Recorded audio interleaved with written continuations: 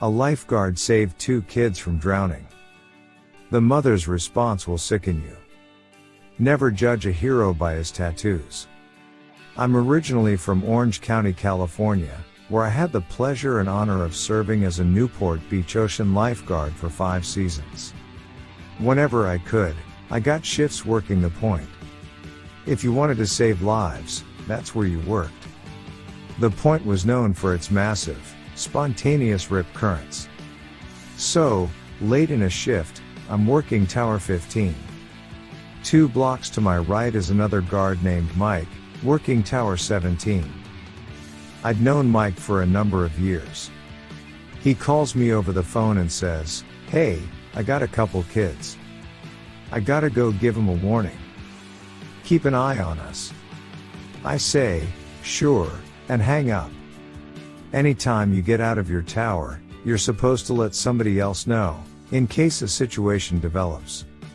And sure enough, as soon as he hangs up the phone and grabs his buoy, a rip is snapped up under these 2 kids, and they're getting sucked out. Mike sees it before it's happening, and he's running full tilt toward the ocean.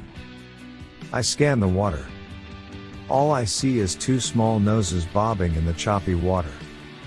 Pull quote, I scan the water. All I see is 2 small noses bobbing in the choppy water. / pull quote. I drop my binos and I call in and say, "Double rescue 17, he's out. I'm going." Mike is already punching through the surf line. By now, the mother of the 2 kids realizes what's happening. She's on her feet and screaming. I start sprinting toward her, but before I'm even halfway there, Mike reaches the kids, a brother and sister around 8 or 9 years old. Mike told me later that he got to the boy first, and when he turned to the girl, he had to reach down into the water and catch her by the hair to pull her back up. Mike swims sideways out of the rip current into the clear water and starts bringing them in. When I reach their mother, Mike's in waist-deep water.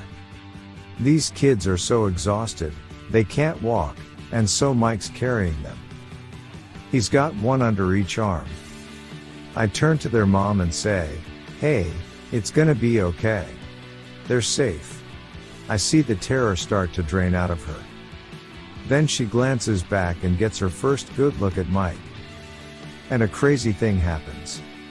I see a new kind of panic wash over her, as though there's some new, equally dangerous threat on her kids' lives.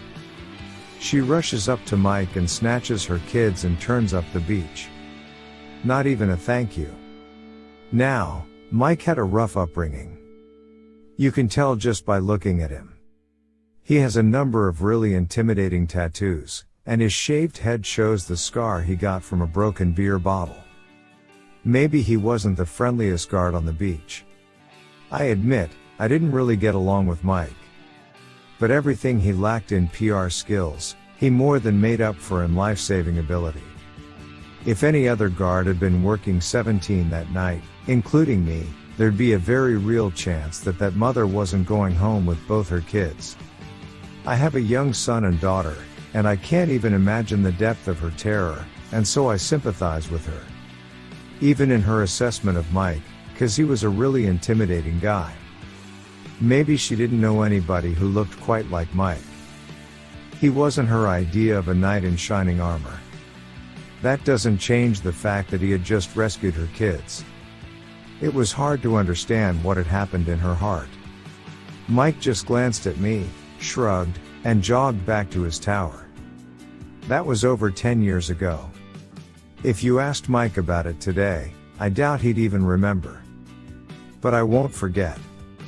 As I jogged back to my tower, I promised myself I'd never let my own fear or prejudice prevent me from recognizing a hero when I see one.